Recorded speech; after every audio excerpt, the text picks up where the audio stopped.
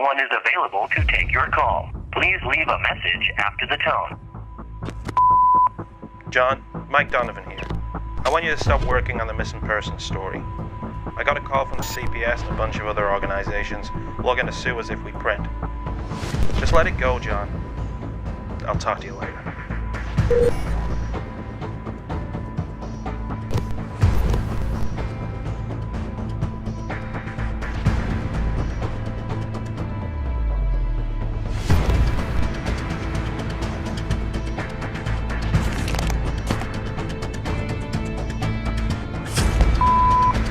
This is the last time, John. If I hear you're still working on that story, you're out of here.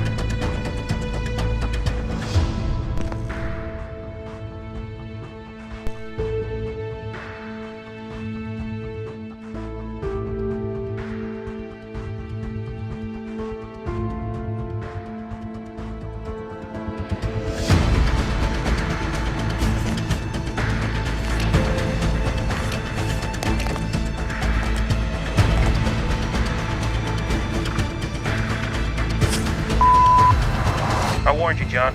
Look, I'm sorry. I gotta let you go. Be careful, John.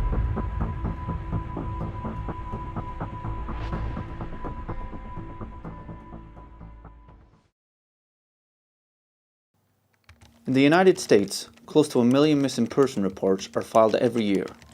Whilst many of those reports are filed as protocol, quickly resolved and closed down, a worrying percentage of those are never even investigated. As I began my investigation, it quickly became apparent that there was a disturbing nature to these disappearances. And as I pursued each lead, I found myself embroiled in something I could never have expected. Little did I know that I would be contacted by a very covert, secretive individual who would blow the lid off what many of us believe to be the truth about our world. As you are reading this, you will not yet understand the very taboo nature of what we're dealing with.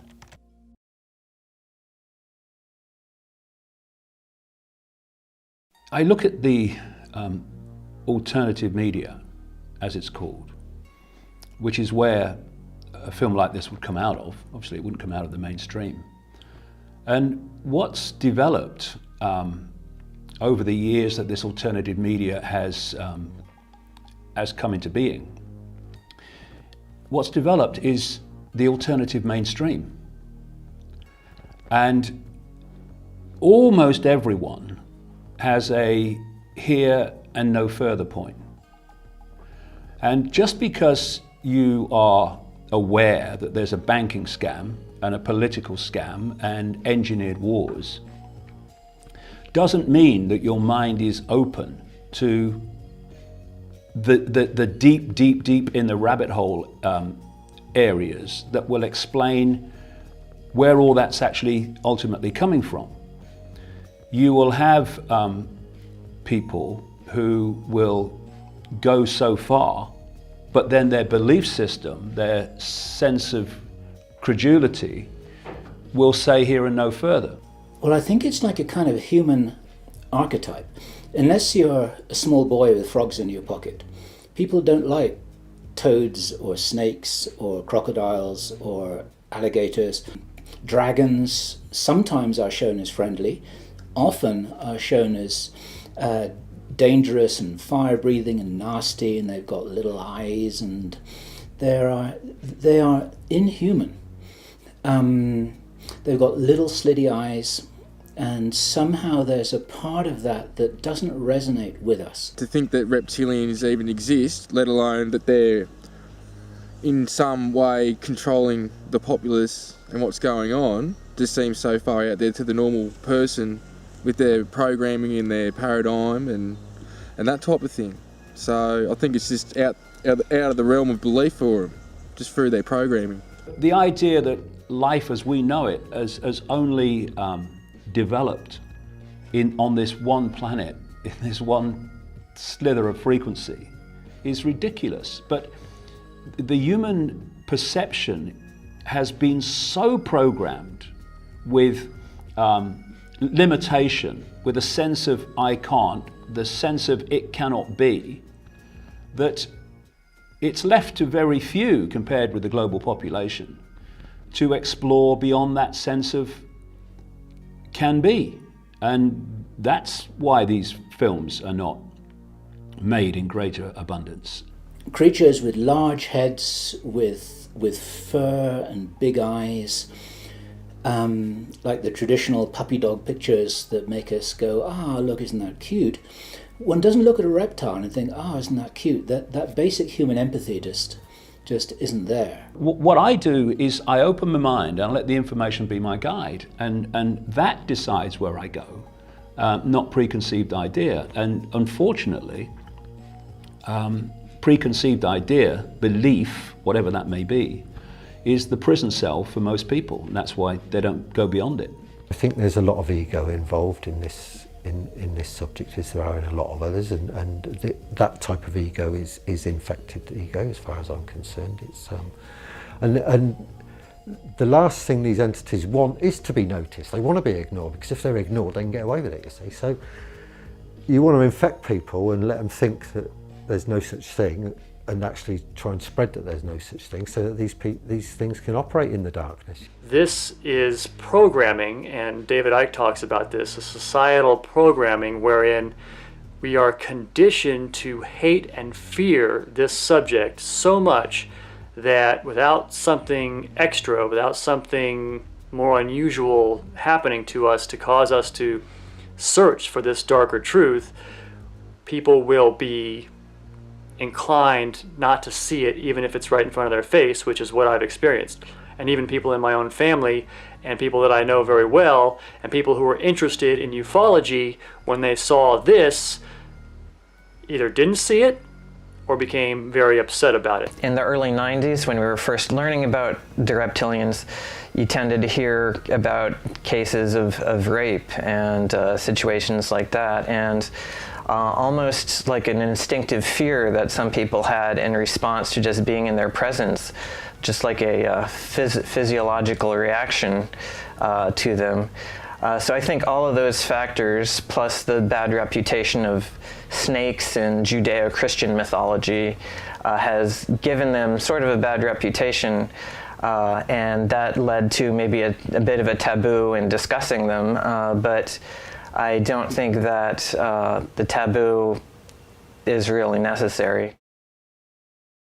The gentleman I will call X in this article has always refused to give me his name. Of course that was highly suspicious, but he was giving me important, and in some cases classified information. I felt compelled to continue my investigation, even though I knew what I was doing was very dangerous.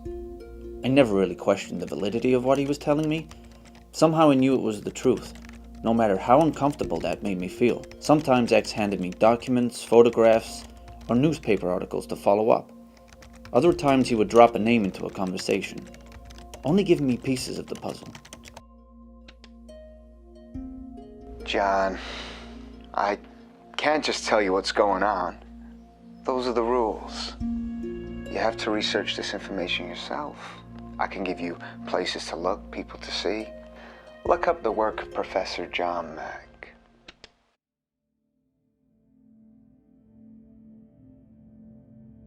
It was a synchronous event in the sense that I think anyone knows what I mean, is that you find out something just prior to experiencing it. And I'd read a couple of books a couple of months before. One of them was Dr. John Mack, the book Abduction. Now, Dr. John Mack, some viewers may know, is a gentleman who was a university professor of psychiatry at Harvard University. He was exposed to quite a number of people with experiences. He was a skeptic, did all the psychological testing, and he finally, in his 2 books, was firmly in the conclusion that these were real. These were real extraterrestrial encounters. I also read the book Communion, which is a classic with Whitley Strieber, talking about an author again of sci-fi fiction, who also said he'd had experiences. But the first person that came through my door that said, "Mary, I've heard you're open-minded," is a gentleman called Ellis Taylor.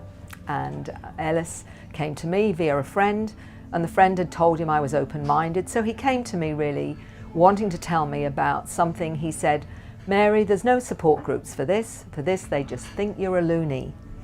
And here I had a middle-aged, very articulate gentleman who was telling me quite normally that this is what was happening to him, that he was aware he was being taken up on spacecraft, that he was waking up with shaved areas on his body, other marks on his body. His whole family were affected, that was his partner and the children. He talked about going through walls, and he said no one would come to the house because they thought it was demons. On the 13th of April in 1996, I got up about 7 o'clock in the morning, went to the loo, came back to bed. My partner went with the covers off me, "What's all that all over your body?" And I had all these marks on my body, and I couldn't quite make them out, but she was really freaking out. And there was a face there, drawing of a face. There was like something there that looked like a tail or maybe a paw or something that I couldn't quite make out. And there were finger marks here that were in a strange configuration. And they were all red marks, and none of them had any impression. They just completely smooth. And yeah, and then I was burnt all the way around as well, all around the rest of my body, like bright red. My partner, as I said, was freaking out. She rushed to get her camera and came back and started taking photographs of them. And meanwhile, I looked in the mirror because I couldn't quite see what they were, and I could see what she was talking about because it's very distinct, these things. And she took photographs of them, and very shortly after that, they vanished. Part of it is, the three questions they ask me is, am I going crazy?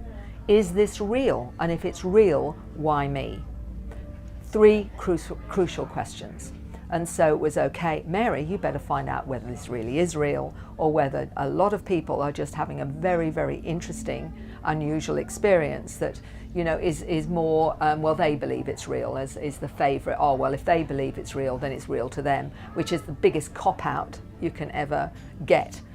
I started having experiences with greys 2012 and 13, like mid-2012, and it's continued now, but up to 2013 with major things that had happened, and I sort of got like flashbacks of seeing some of these beings. And then I started to remember I used to see beings in my mum's house and my stepfather's house between the ages of 8 and 12, which is the time that I was in this particular house with my brother, who also has had experiences, but I didn't see him as demonic, I didn't see him as angels, I didn't even see him as good or bad. I didn't have no reference for what I was seeing, but I never talked about it full stop. It was sort of like, all right, here's something weird, and I'd pull up the sheet over my head and just hope that whatever it was would go away. So yeah, it goes back a fair way. I'd contacted a lot of people for support or just to talk to about what was going on because I was in the thick of it. Mary was the first one to respond. What got me with Mary was, and later looking back especially, I could see how her intent for helping me out was pure, and it wasn't about showcasing me. It was all about me, support for me, my health, my well-being, and just to, you know, keep me grounded was the main thing that I needed. She's been there again since day dot. She's always there for me to talk to, no matter what, about how far out. As she says, the more weirder, the more wonderful for her. And I'm forever appreciative for her being in my life, just like many of us. And our friendship continues to grow, and it's gone in some weird and wonderful directions that I didn't expect. So yeah, she's a lovely lady, and I'll forever be indebted to her. What I was amazed to discover was many of those that had this experience, when they began to understand it, often their fear went, and often it's the fear of the unknown than what actually happened. And so I had to isolate, is it what actually happens that scares them, or is it the fact that they don't know what's happened? So that's two separate things. So in my whole panorama of those having experience, for example, only maybe 25 to 30% are actually traumatized. And what amazed me, there were people eventually coming to me, and this is where I had to broaden my questionnaire, that saying, look, Mary, we're not frightened of the ETs. In fact, we think they're family.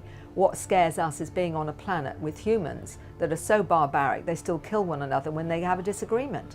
It's actually really hard here because I know I come from a place where we don't do things like that.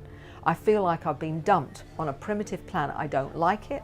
I've always felt isolated. I feel like I've been adopted in my own family. I don't even feel like I connect to them. I feel like my family has, I've got something to do here, and this is why I'm here. And these I call the star seeds or star kids, because their real connection is actually to those intelligences out there than actually the human beings that they're operating or sharing their environment with. So, in that sense, this is a huge panorama of experience where some are terrified of the beings and some actually think the beings are family. So where do you go with that?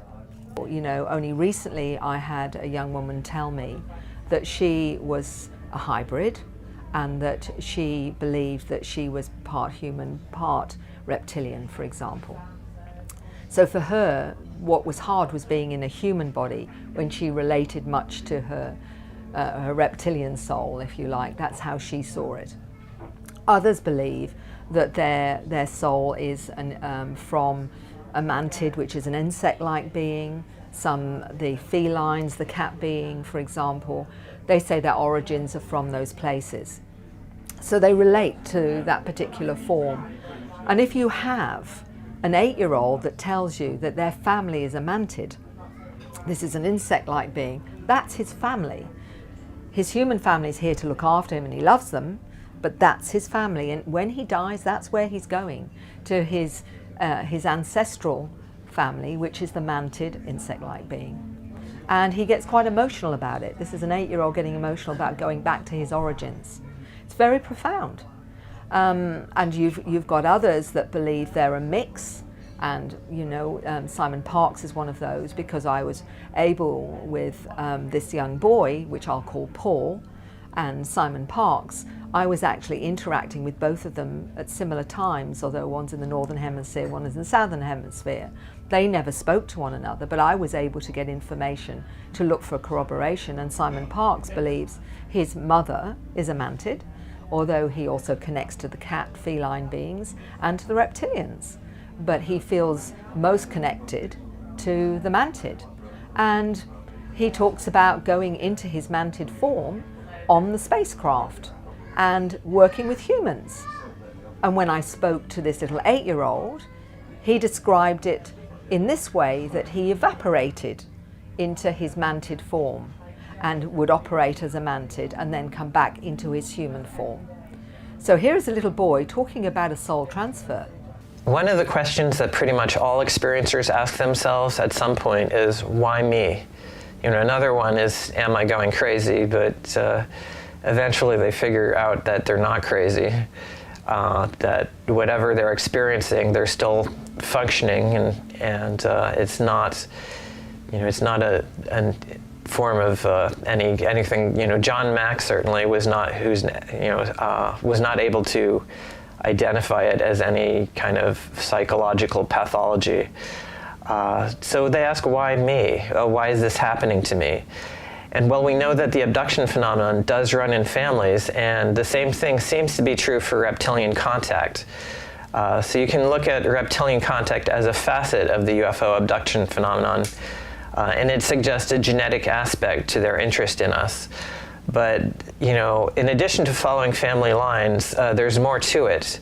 A number of reptilian contactees have actually recalled memories of having a past life as a reptilian.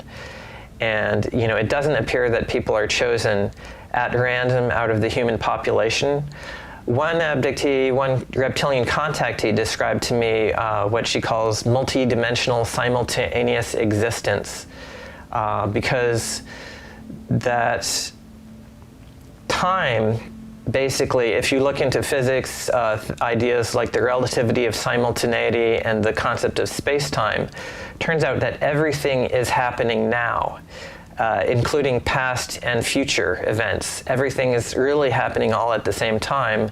So past lives and future lives exist now. So what in reincarnation traditionally we'd think of as past lives, well, if you think of it as simultaneous multi-dimensional existence, those are really parallel lives. And there are situations, for instance, in dreaming, where consciousness can move from one these parallel lives to another, and that, you know, that explains why there is a connection between us and these other lives that we're living as reptilians, and it explains why some of the interactions go on. My first experience that I'm aware of was when I was either 4 or 5 years old in Texas, where I encountered a brown being that was levitating in my bedroom, and it had round eyes, kind of a wrinkled face. If the viewer looks up the book Alien Jigsaw 2, the researcher's supplement, I think it's called, by Katarina Wilson, she has a drawing in there of a being she describes as a type 2 gray. And that's pretty much what I saw, except it wasn't gray, it was brownish. And that was the first consciously remembered. Actually, it wasn't conscious.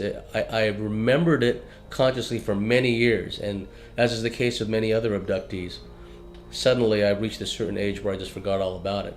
But prior to that, I was telling everyone I could about it, right?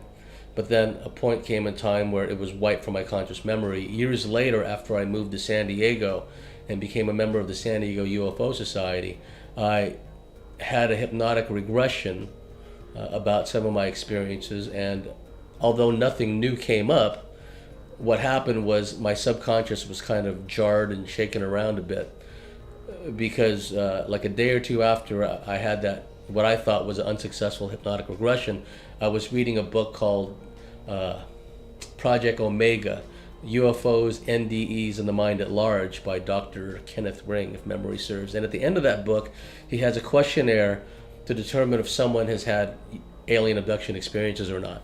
And I basically answered yes to like 17 out of 22. And I got triggered when I had one question, when I read one question that asked, as a child, do you recall having experiences with little people or little friends that no one else could see? And then just as soon as I finished reading that question, bang, that memory of when I was in Texas when I was 4 or 5 years old came back.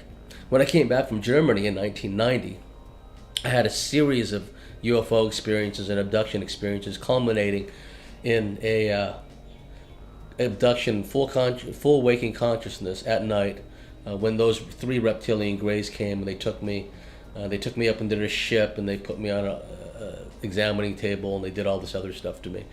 And that was just one of a series of events. And then I was frustrated living in the San Francisco Bay Area because I had no one to talk to about these experiences.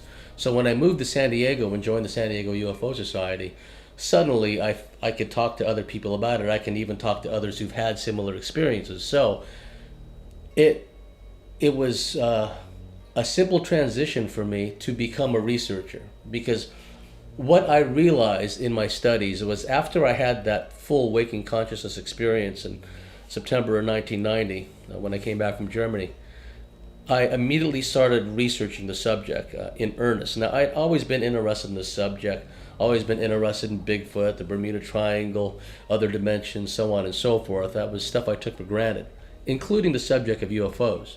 But there was an element of me for years that was kind of scared of the UFO subject. There was something about the subject that gave me the creeps, that didn't that I couldn't quite understand, and that gave me a certain degree of fear. Like when I was in high school, for example, I would see beams of light, bluish white light, come in through the ceiling and do a search pattern on the floor. I had a lot of experiences where I was taken out of my body astrally, and I've since come to find out that a lot of these experiences happen in our astral state, because these beings have the means to trigger an out-of-body experience within us. It's a multifaceted experience. It's not just physical abductions, it's astral experiences, it's what's been described as dream hacking or astral dreamscape manipulation, telepathic experiences, so on and so forth. When an alien creature of any sort interacts with a human, 9 times out of 10, or 9.999 times out of 10, that human is going to be terrified of this creature. There is no long association with these creatures. They cannot appear as they look, because the human will just freak out And whatever the purpose that they've come to that person for, they won't be able to do it. So they will come in disguise. And they don't physically change their body. They go into the mind of the human, and in the human's mind they change. Now, because of my very long association with these creatures, they don't need to do that now. In the early days they did, when I was a very small child. But also it was a part of me accepting them for what they were. So as a 5-year-old, or even, 1963, as a 3.5-year-old child, I was shown exactly what they looked like. And it did freak me out. Of course it did. But, if you take a child that's 3 and stick it on an aeroplane and fly it from, I don't know, Birmingham Airport to London Airport, by the time that kid's 10, it will go from Heathrow to JFK with no worries, because it knows no different. If these creatures don't harm you, you have no reason to be scared of them. So it means that my perceptions are going to be more accurate than somebody who's half scared out of their mind, has their body frozen and can't move. So no, there are shadow creatures that are genuinely shadow beings. There are jinn that can appear like shadow creatures. And all of the entities that we're discussing have the ability to go into a human's mind and make that human think they're seeing anything. And that's why Adolf Hitler got Dr. Mengele back in the late 30s to attempt to do work on humans that would prevent aliens from gaining control of their mind. And this is when Mengele just went completely off on his own tangent and ended up working for the Illuminati in America. But it originally stems from Hitler saying, because he was in contact with the Aldebaran off-world group, how can we have soldiers who can prevent all the information being taken out of their mind by these aliens? So that's where all this research started from. This is what totally scared the Yanks. So for most people who have an alien experience, they really don't know what they're seeing, because they can only see with their eyes and believe what's happened to them. When you have an association with these creatures, and I can't be the only one, but when you have a long association with them, you have certain agreements, and these creatures are not permitted to deceive me. And I say I'm 54 now, and I haven't lied to me yet, or I haven't caught them out yet. So they're either incredibly good liars, but when I ask a straight question, I usually get an answer, or they will refuse to answer rather than give me a lie. The revelation that the ever-growing missing persons reports were somehow connected to alien abduction phenomenon seemed ludicrous to me. There was something inside of me, an inert feeling to repel the information, and I didn't know why. As a researcher and journalist, it is built into my psyche to question everything I'm told. When I raised my doubts about this one evening in a taped conversation with X, I could never have prepared myself for what happened. Sorry, but I can't have you screaming like a little girl, so you've got to promise me you'll be quiet. If I wanted to harm you, you would be harmed. John, please. Sit.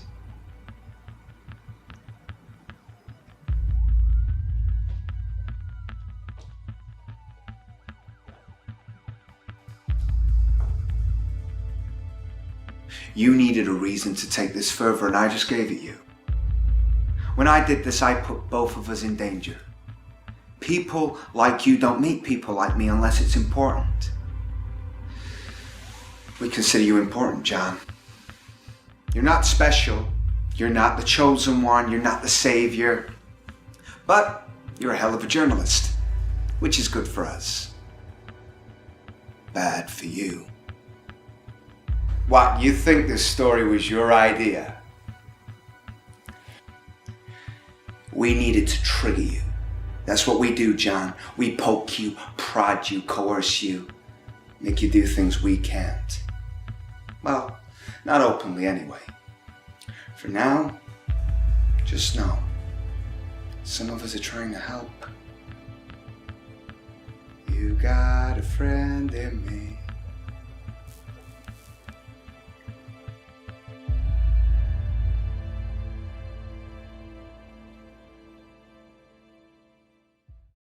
I was in America on a speaking tour. I say a speaking tour. In those days, a speaking tour largely meant talking to myself. You know, I mean, I went to Chicago and spoke to 8 people, or near Chicago anyway. But on that speaking tour, over a period of about 15 days, I met 12 separate people, and I was going to a different place every day, who told me the same basic story, how they'd seen humans turn into a reptilian form and then back again. And it was such a common theme that they were describing that I started exploring from that time. So it came into my life very quickly. I'd kind of heard like little mentions of it before and just let it go. But in this 15-day period, that really focused my mind. So there's something to look at here. When you're faced with that situation with, or you know, one person after another in different parts of America telling you the same thing, you can either go, I'm not going there, what will people say if I start talking about this stuff? Or you can say, information's my guide, I'm going there.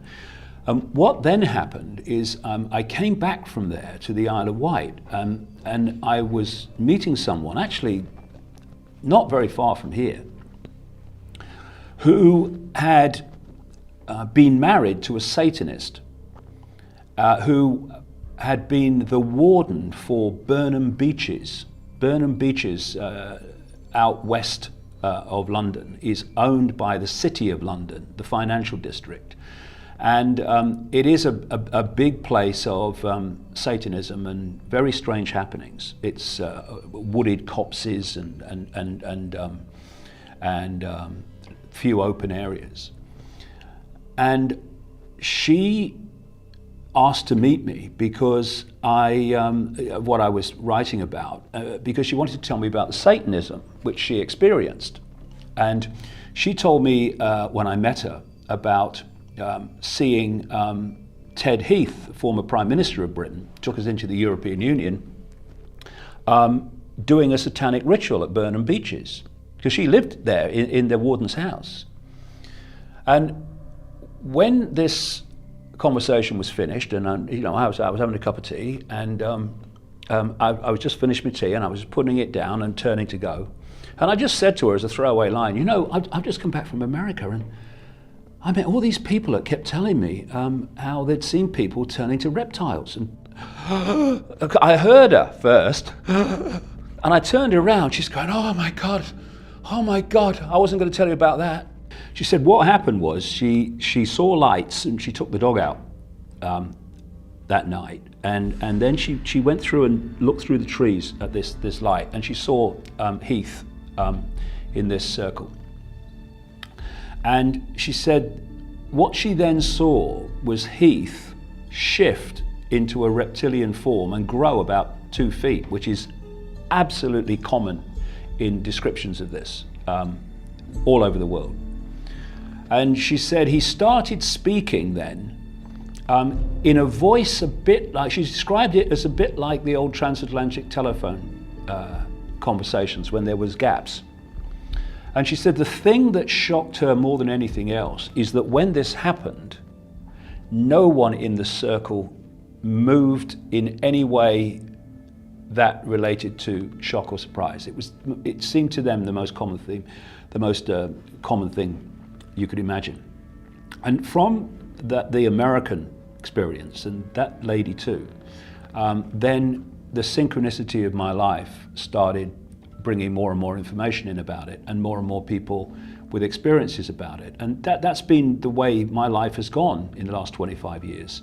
A subject will come out of nowhere into my life, and then suddenly, bang, information about that subject's coming from everywhere. And that's what happened with the reptilian thing. There's a lot of people out there who are under the misapprehension that somehow all of this is promulgated by David Icke and nobody else, and this is absolutely not true. I was once privileged to sit at a dinner table with David Icke and Jordan Maxwell. David was on one side, Jordan was the other, and they started telling stories to each other. And I had a dictaphone in my pocket. Here's a piece of advice to any would-be journalists here who happen to be watching this. always have a dictaphone in your pocket. You never know when it's going to be useful to you. So I asked their permission, I put the dictaphone on the table, and then they were exchanging anecdotes with each other about reptilians like a tennis match. It was fascinating. And I'll just give a couple of those because they're more than interesting. I'll start with Jordan's story. I'll condense this as best I can. He was told this story by a grown woman who he knew personally about her experience when she was a small girl. And she came from an Air Force family and lived on a military base. And her father had the kind of job such that when the phone rang, sometimes he had 10 minutes to leave the house with a packed bag, and he might not be back for a couple of weeks. And whenever that happened, the protocol was that she would not be in the house alone for any reason. And on this one occasion, she begged her father to be left in the house. She said, well, I'm a big girl now, I can take care of myself, there's nothing to worry about. And her father demurred. And so there were guards on the outside of the house, and this was inside a secure installation, and so there didn't really seem to be a problem. She was in the house on her own. She was a young girl, she was 11 or 12 years old or something like that. And the story that she reports was this.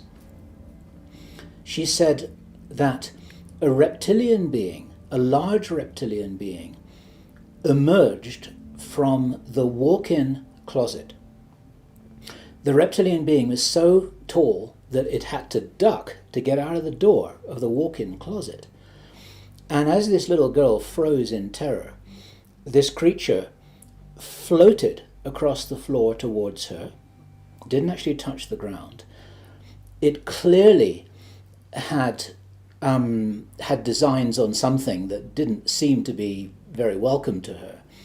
She ran to the bathroom, she locked herself in the bathroom, and she screamed and screamed and screamed as this creature clawed on the outside of the door. And then finally, the guards heard her, who were outside the house. They came rushing in, this was their job, and this creature disappeared. And the claw marks were visible on the outside of the door. When her father got back, she said, this is why you must never be in the house alone. And it's interesting because her father didn't even seem particularly astonished by what had happened. It was like this was one of the things that was known could happen. Go figure.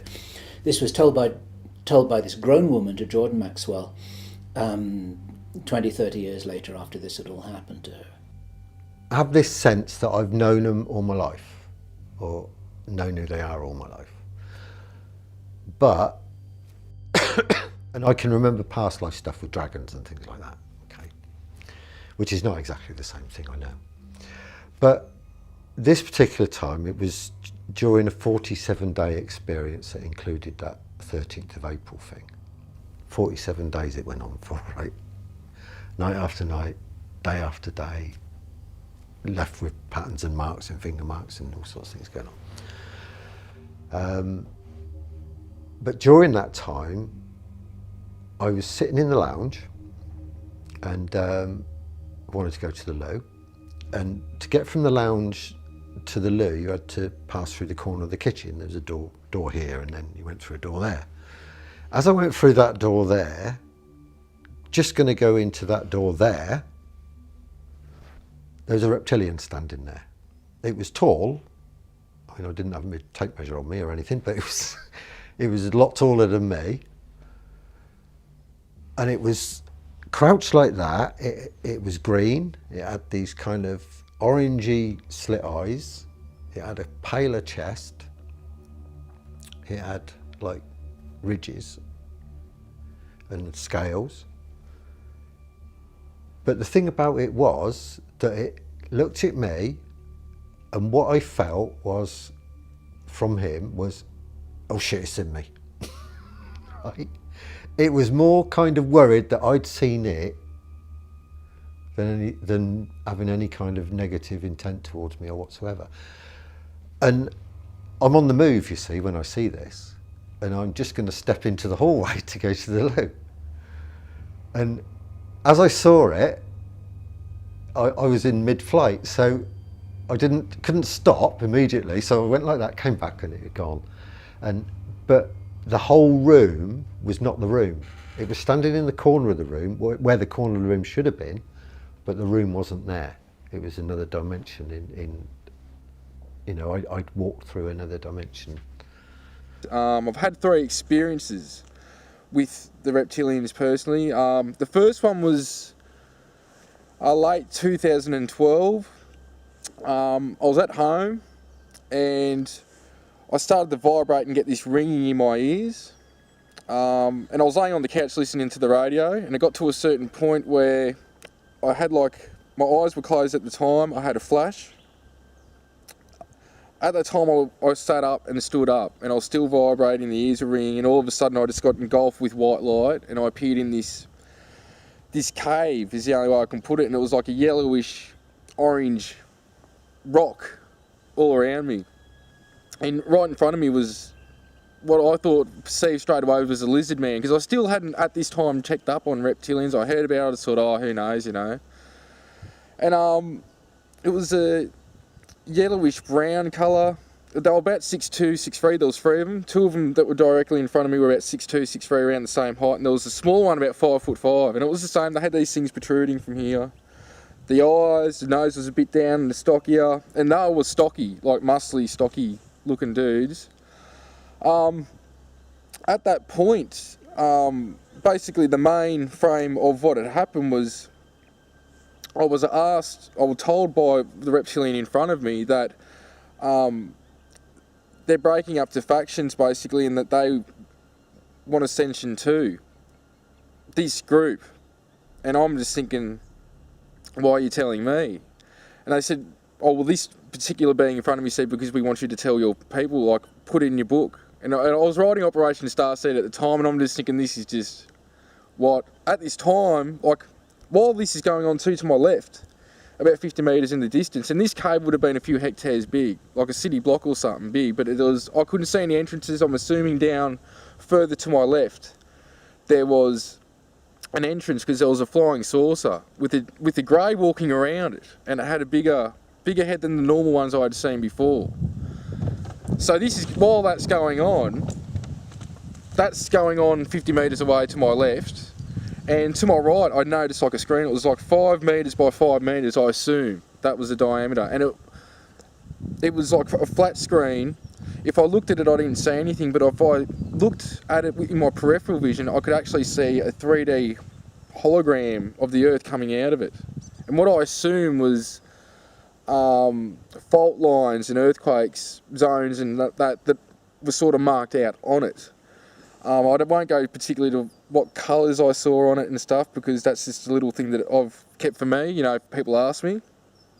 Around that time, a white light engulfed me again and I appeared back at home in the lounge room, standing where I'd been previously. In the high desert of Southern California, me and our team were doing what we call reptilian stakeouts. One of our friends, a female MyLab, in the high desert of Southern California in the Victorville, Barstow area, was having frequent reptilian experiences. The reptilians were entering the house through a number of portal entries, one of which was in the children's bedroom. And this goes back to the lore about the boogeyman coming out of wardrobes, coming out of closets. That this is the basis for that, is that these entities, not just reptilians but other beings, they create these interdimensional energetic portal entries, which allows them, whether they're in our plane of existence from another dimension, or hovering in some spacecraft somewhere, they enter through these portal entries. And in the children's bedroom, there was this portal entry in the closet, the wardrobe, as they call it in the UK and other places.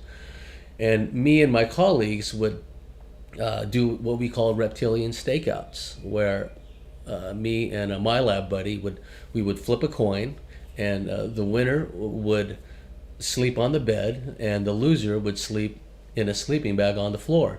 And then the next night we'd alternate. And on one occasion, I woke up to find this large 6 foot tall plus reptilian, very robust, very large chest, very large biceps, very large muscles, looming over me as I lay there. I was immobilized, and I tried to call out to my friend, but I couldn't even manifest a squeak. It was like the power of speaking had been taken from me momentarily.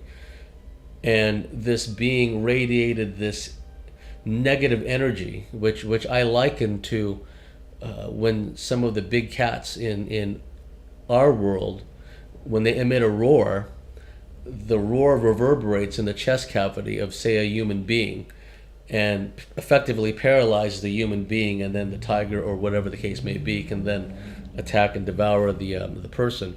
Well, these beings, some of them, they emit a very negative energy, which makes one's skin crawl, and which induces paralysis. So I lay there for what seemed to be a long time while this thing was looming over me. And what was interesting, I forgot to mention, was there was also 3 or 4 members of our team outside in the living room, sleeping in sleeping bags, and they didn't hear anything. The second experience happened in February 2013, and I just gone to bed at night, and I've pulled back the doona, got in the bed, and I've laid down now. At the time I was sleeping, so the blinds were open, and there was a street light and there's moon light that can come in, so I can just, with all the activity going on, it's just so you can, also I could see, if I wake up in the middle of the night, I've got some reference for what the hell's going on, if it's in physical form. And I didn't feel alone. All of a sudden, I opened up my eyes, and like about 1.5 foot, 2 foot from my head on my right side was this huge eye. And it was, I could tell it was yellow, and there was a black slit pupil. Like it had to have been about this big.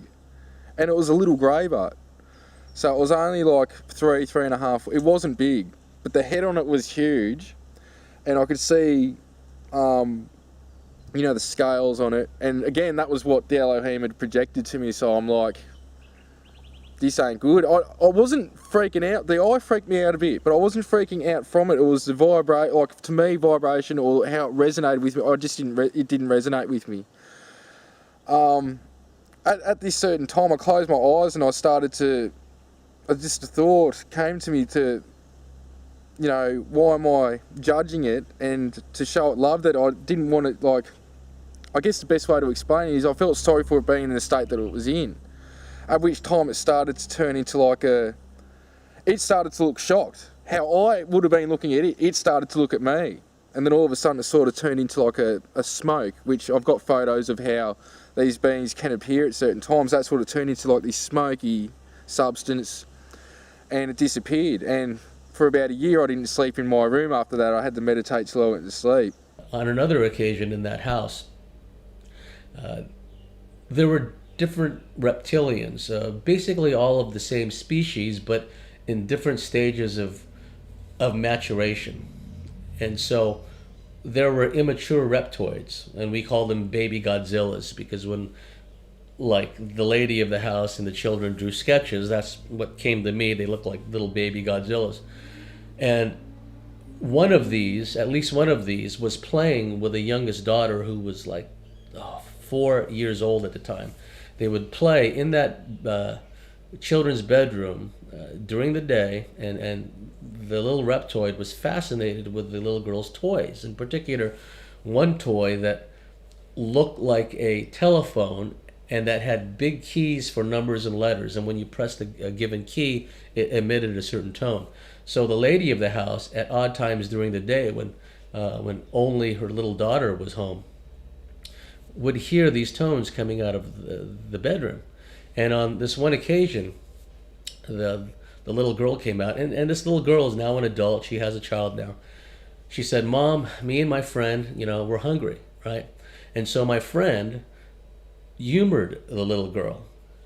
She walked back into the bedroom with 2 platters with a slice of pizza on each one. When she walked into the bedroom, she noticed her daughter sitting Indian style on the floor, and alongside of her daughter was one of these little immature reptilian beings, and they were playing with that toy, making all these tones. my friend was so startled she dropped both plates. The reptilian made kind of like a pig kind of squealing sound, and it fled into the closet and disappeared.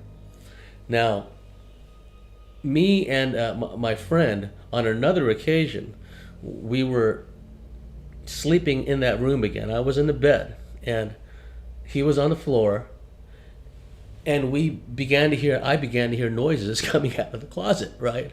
So I sat bolt upright, and I looked around, and I was punched in the face, bang, bang, on this cheek and on this cheek, and I was knocked out, and my cheeks ached for weeks thereafter. And I believe it was the little reptilian. It wasn't the big reptilian or big reptilians. It was one of the little ones, and it was just at the right height to punch me out. So I had a lot of experiences in that place. On another occasion, those reptilians followed me from that place in the high desert of Southern California to my house in San Diego, which is a good 2.5 hour drive.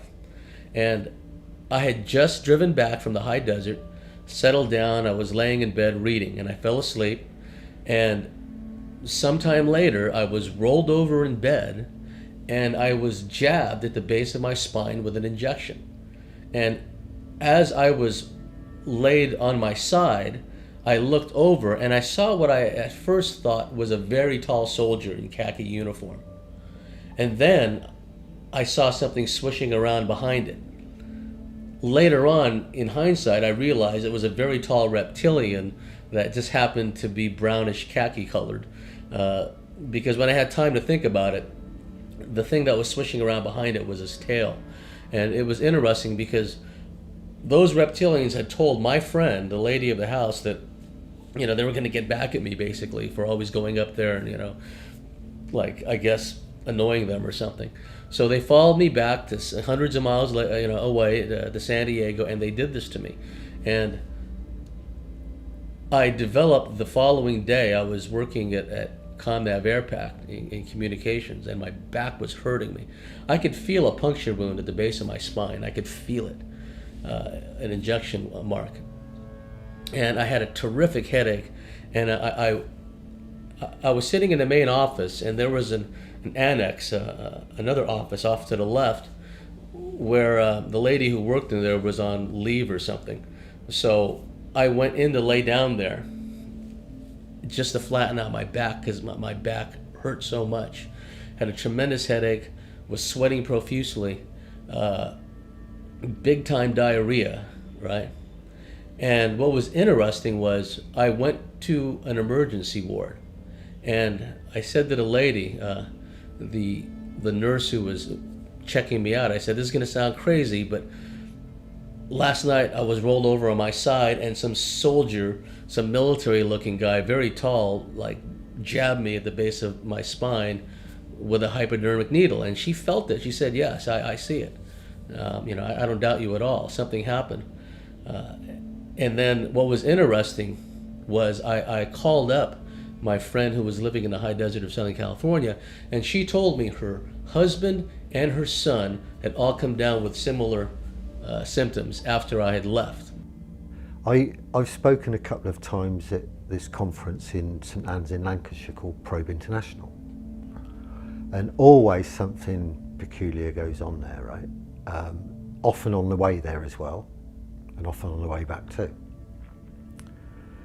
Now, when I left to go up there, I went with a friend, and I knew that I had two etheric or ethereal bodyguards. They were reptilian, dressed in armour, and I have a few guardians, but this is two that were with me. Big, powerful. So I knew that they were going with me for some reason. They wouldn't have come for no reason. So anyway, I get to the conference, and this guy comes up to us and he said, oh, would you and your mate take part in this demonstration that I'm giving on the stage? I said, what is it? He said, well, what it is transfiguration. Now, transfiguration is, you look at people, but I do it naturally anyway, but this is what he's telling people to do. You look at people and you look slightly out of focus to the side of them, and you can see them turn into something else, okay?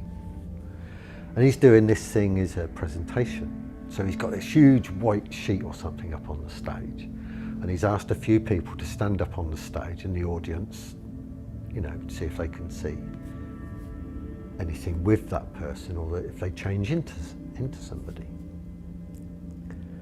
So I'm up on the stage, and people are calling out from the audience, I can see so-and-so with so-and-so, and this woman shouts out, that guy in the white shirt, which is very that guy in a white shirt, he's got 2 huge reptilians either side of him. She'd seen him. I'd just taken my mum and a couple of friends out to go and see the crafts. I got told basically earlier that day that the crafts would be about, that I could take mum out there to show her, and mum hadn't seen anything up to that point. And it got to a certain point in the night where a crafter came down that low, just basically above Gumtree height, about the size of a house.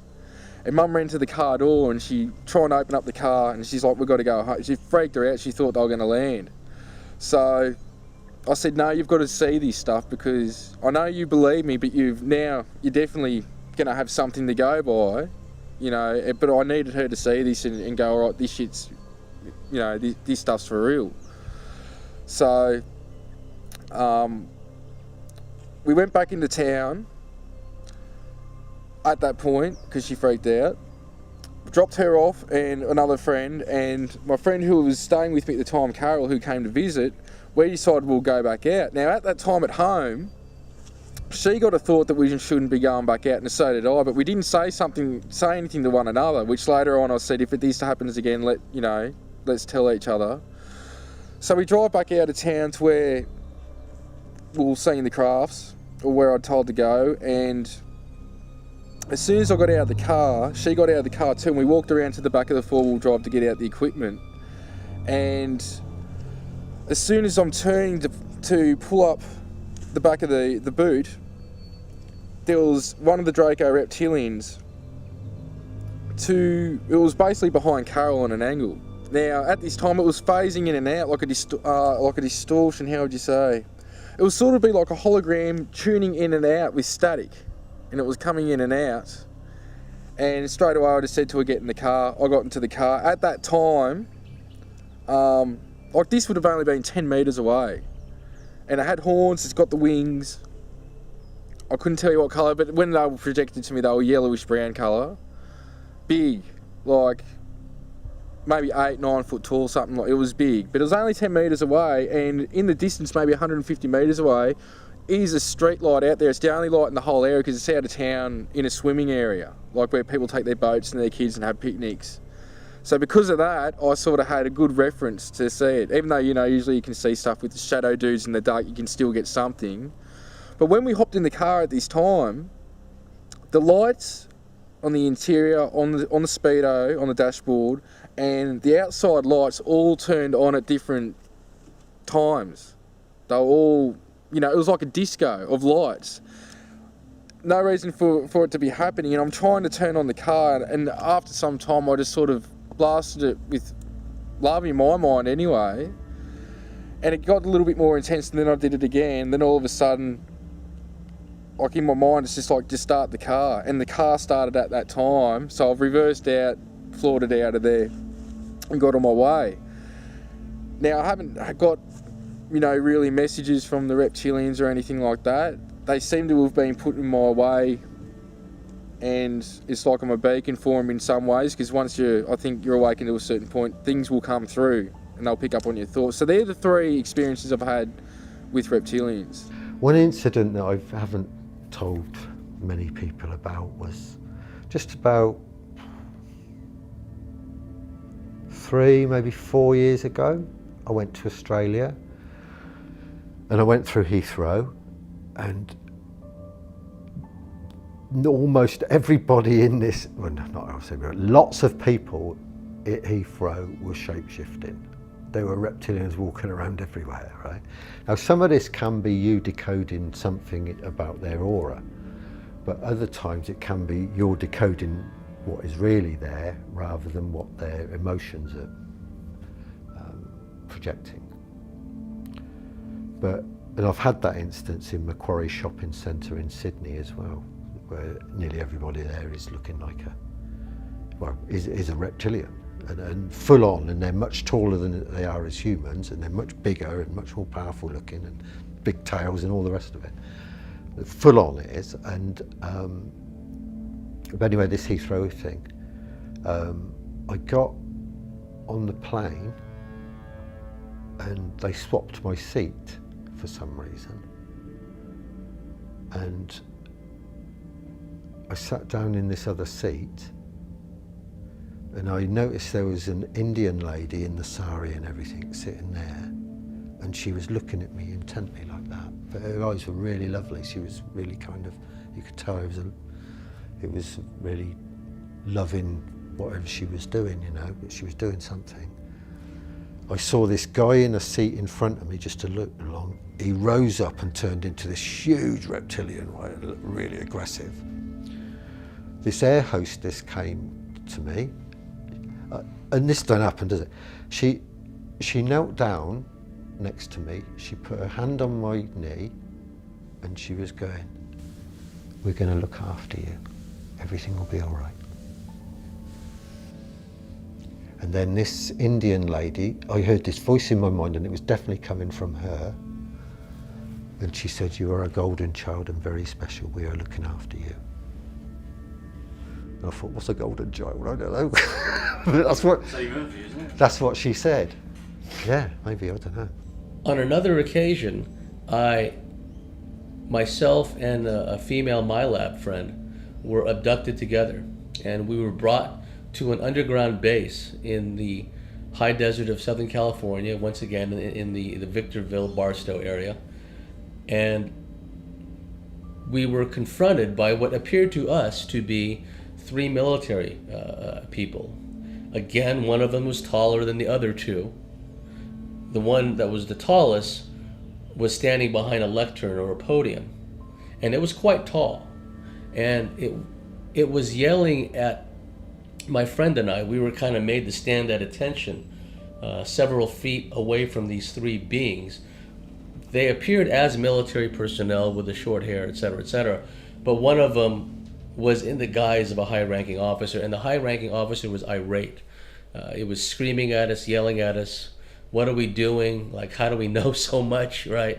And I knew immediately that this tall being was not a human. I knew that it was really a reptilian, because they often assume the guise of military personnel.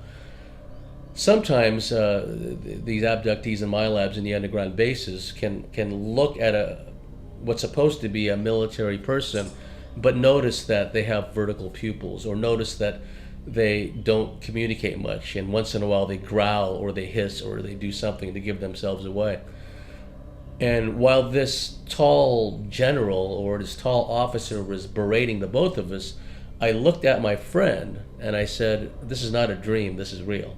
We're having a real experience here, so remember this," right? And then the being, the assumed supposed military guy just kept yelling at us. Eventually they sent us back.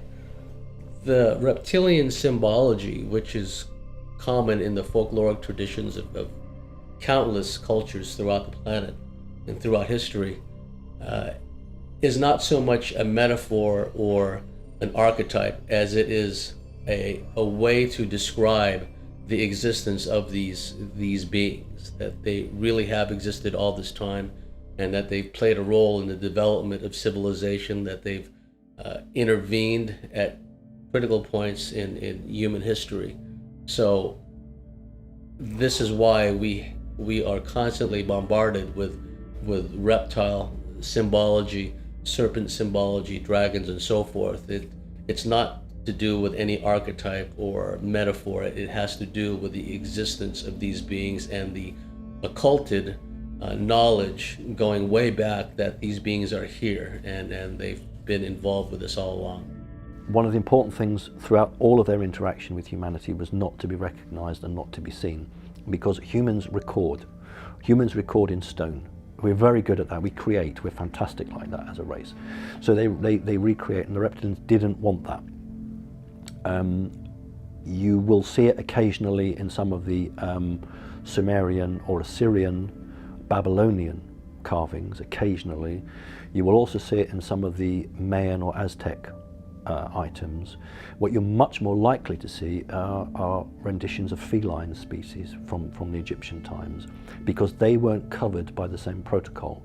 So they weren't, there was no ban on depicting them, whereas there still is now a ban on depicting reptilians, and I'll give you absolute proof of that when I did that very nice interview on the Today programme with Holly Willoughby and Schofield, and I did 2 drawings, one of a mantid and one of a reptile, and I was told point blank we're not allowed to put the reptile up because they were going to have me as a backdrop, them as a backdrop to me. So the stills I've got, which they very kindly sent me, I'm being interviewed with them, and behind me is a picture of the mantid.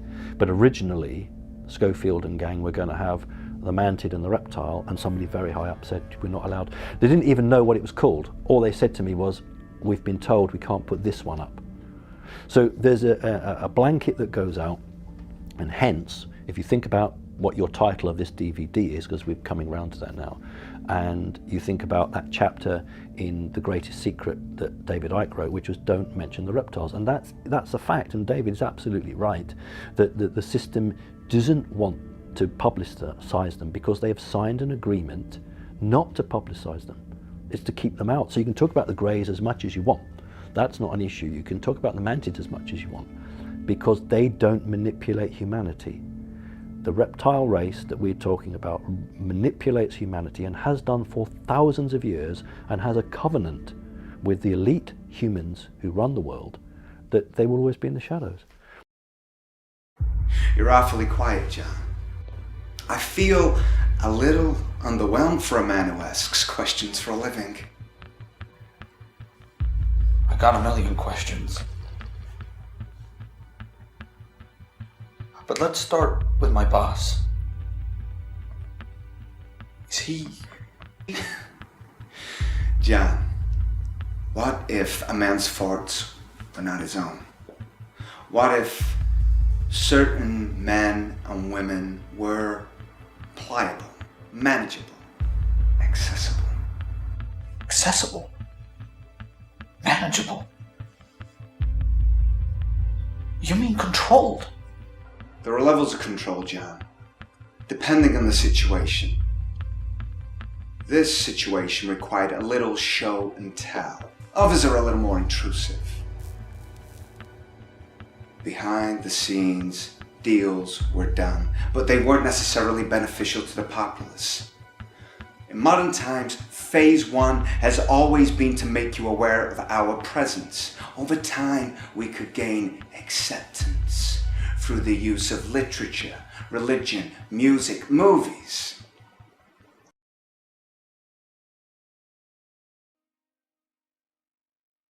If you look at 2 themes of movies in recent times, and some of them not so recent times, but there's a big theme now, and I don't go to the movies very much because it's all bloody violence and stuff like that most of the time. But if it's for my research, I'll obviously go. One is a kind of a reptilian theme that you pick up, and the other one is, many times incorporated into the reptilian theme, and in alien invasions, is a well beyond Orwellian society where humans are under total control of a vicious police state and a tiny elite. As far as movies and media being possible leaks to the truth about non-humans, or in particular the reptilians, I think this is certainly possible, and I think that there are several movies that stand out in my mind as being movies that might be leaks. Well, in particular, Stanley Kubrick's Eyes Wide Shut, for which I think that he was murdered.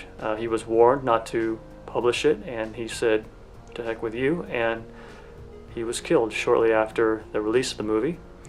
And also Rosemary's Baby shows even a reptilian kind of baby at the end of the movie, and that those kind of movies seem to be kind of more realistic leaks, if you were.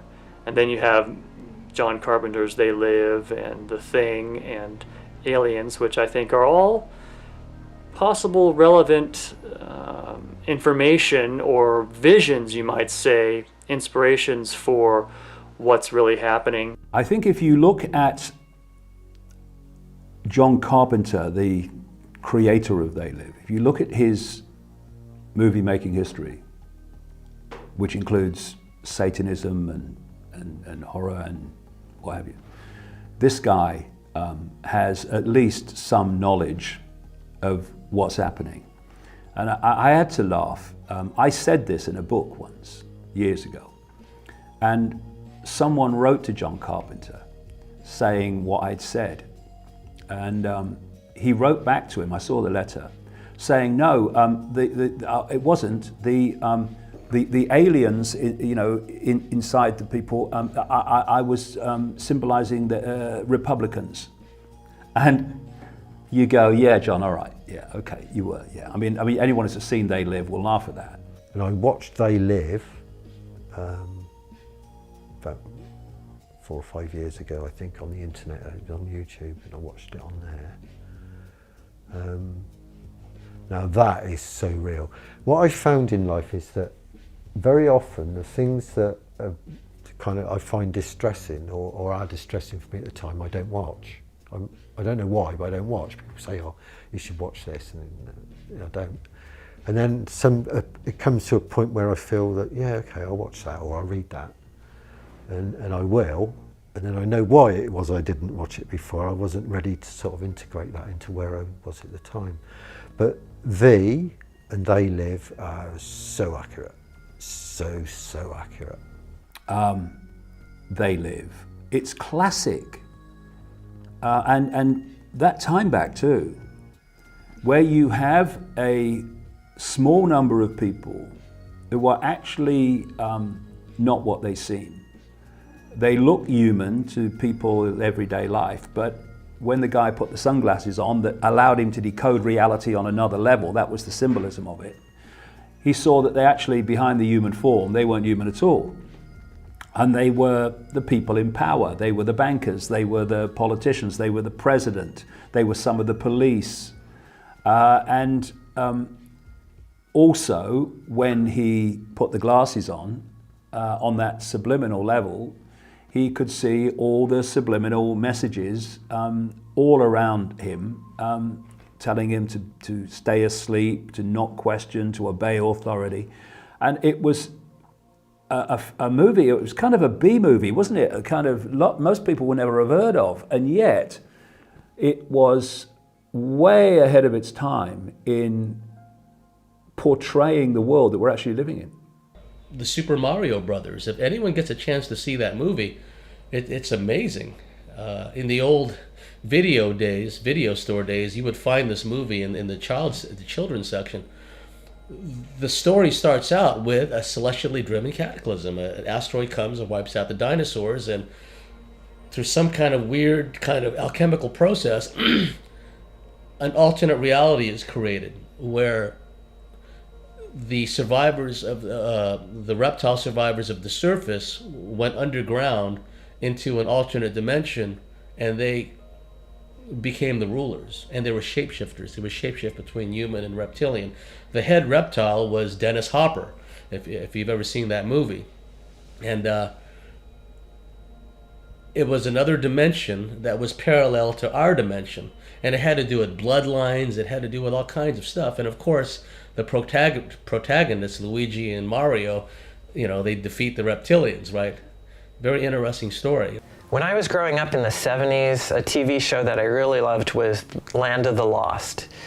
It involved a pocket universe where dinosaurs lived and advanced beings who turned out to be the ancestors of these primitive Sleestaks had built these pylons, which were devices used for interdimensional travel and time travel, as well as such things as regulating the weather in the Land of the Lost.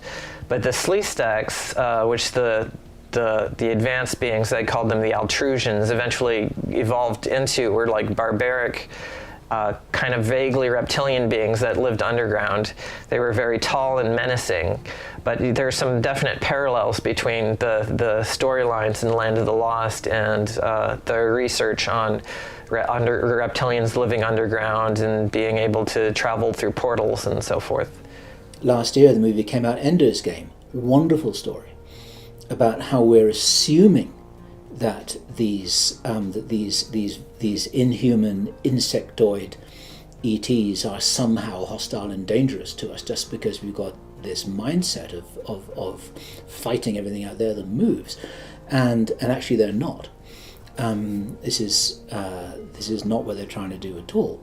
And again, it takes a little kid to have the wisdom to actually discern what's really happening here. Another show that I'm fascinated with is Thundercats. I've only watched a few episodes of that, but again, it deals with these feline aliens that are battling the Reptilians, and all these different races allied with the Reptilians. There's canine beings, there's wolf beings, there's bird beings. Some are aligned on one side or the other, and some want to be neutral. And many of these different ET races are depicted in the Thundercats cartoon. Fascinating. I wish I'd seen it when I was younger. Another show is V, the original V, that shows these human-looking aliens coming in huge craft, but in reality they're reptilians, and they eventually can gain control of politics, the media, and everything else. And then a small band of resistance fighters develops, led by a woman. And there's a lot of metaphorical, metaphysical truth behind that, because some of the best spiritual warriors I've found are women. They're heart-centered, they have all these abilities, they don't operate from a place of ego, and they don't need accolades, they don't need fame or fortune. They tend to operate, the real players tend to operate on their own, under the radar. And many of them are women. So when I see this TV show, V, and it's led by a woman scientist or something, if my memory serves, that really resonated with me. You've got to start immediately with 2001: A Space Odyssey. That's how you'd start, and then you would do the original Star Trek, because Gene Roddenberry not only went out and found contactees, but he actually joined a circle of people who were channeling other entities. So these people, either as directors or producers, either have direct knowledge, or more likely it's a give and take with the security services. The security service will say, okay, you've done us a favour, here's an idea. It's not really an idea, it's something they know, but they're to run with the idea. Where it's become insidious, and that's why I'm a bit unwilling to help you out with this too much, is because they will use the media to play out an agenda for them, to test its reaction on the audience. And the first time that occurred was in 1938. Was it 38, when Orson Welles did his War of the Worlds? What people don't know was that was all orchestrated to early sort of focus groups to feed back on what the situation was. Now, it actually wasn't panic, as the media was told. There was only a small pocket of panic, but they wanted to create panic, so that's why all the mainstream media said there was mass panic, because that was the argument. That's why we're not going to go public with what's happening. What is happening, I would suggest, is that subconsciously, because there are so many with the same theme, it's laughable. Subconsciously, the human mind is being made familiar with something that if it wasn't made familiar with subconsciously in this way, when it is revealed, people would be in a massive state of shock, whereas they're bringing it in slowly. So what they're doing is that on one level, they are preparing people to be familiar with and therefore be far more likely to accept without resistance the very Orwellian society that's being brought in by these reptilian hybrid bloodlines, because this archontic force has been working to manipulate human society over these, what we call in our version of time, thousands of years, to reach this point where they can take the whole thing over and turn humans into a slave race. Now, this is interesting, given what I've talked about in terms of this archontic reptilian force cannot create itself. It has to piggyback that which is already created. It cannot create the Orwellian society. It has to manipulate us to do it. They have to let us know what they're doing or what they're going to do before they do it. It's kind of like a rule of the game from their point of view. And if you see it this way, it gets them off the karmic hook.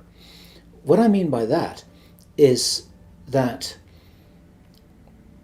if I were to tell you, the viewer watching this now, that I intended to burgle their house tonight, and I was going to do it by climbing in this window at 2 o'clock in the morning, and this is what I was going to go and steal. And if I told them that, and they didn't believe me, and they took no action, and I went and did it anyway, then I would be off the karmic hook, because it's their fault for not securing the window latch. It's their fault for not standing there with a gun waiting for me to come. It's their fault for not taking me seriously. It's like, well, I told you, and it happened, so now the responsibility is yours, not mine. Media nowadays, major Hollywood films, are used to push an ideal which is either part of a programming agenda or it's an agenda to test out what the reaction is on the public. Any decent producer in Hollywood who's doing a science fiction or science fantasy film now will be heavily involved with the secret government or the secret service, whatever we want to call them, for a give and take, an exchange of ideas. If you look at Stanley Kubrick made his own deal that he could make as many films as he wanted and have oversight over it, providing he never told the truth about the supposed moon landings. And as soon as he broke that agreement, they killed him. So right through history from Hollywood, Hollywood is an integral arm of manipulation, mind control, and just focus grouping, just testing. So anyone who has an interest will look at a film and say, well, I look at that, look at that. I think someone has made an effort to enlighten the people so they really know what's going on, whether it's done for malign, in-your-face purposes, or it's done, at least some of it is done, to wake people up. Who knows? But I do know that this process is ongoing. There are a whole bunch of different possible agendas going on with the sowing of these concepts in Hollywood. But to condense everything down into one short sentence, this is no accident. It's certainly planned. So what? This is an invasion. Take over the planet, kill everyone. Then what? If it was up to certain members of our community, yes. But it's a little more complicated than that, John. Plus, we've been there, done that. Wasn't pretty.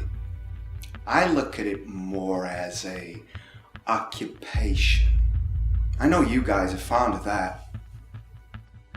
How is this possible? I mean, what about the government? What about our military?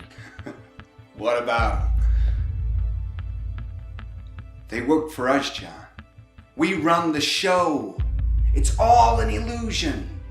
Nothing you experience here is real. Nothing. None of it. At least not in the way you think it is. Oh, it's a work of genius, John. Even after all this time, and we're talking a lot of time,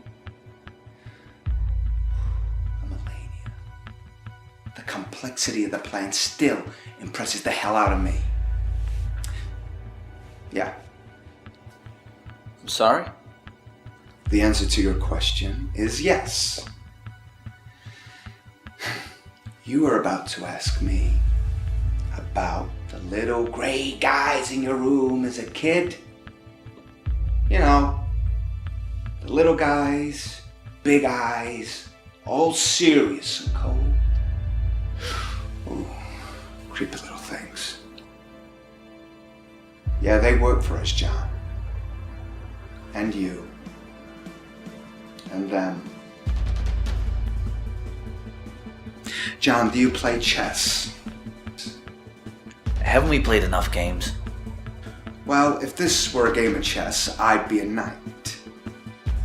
Our little grey friends would be the pawns. And me? What piece am I in your game? That's just it, John. You're not even in the game. But I'm here to change that. I don't understand. Why are you here? What do you want? What do we want? Where did we come from? When did we get here? That's a good question.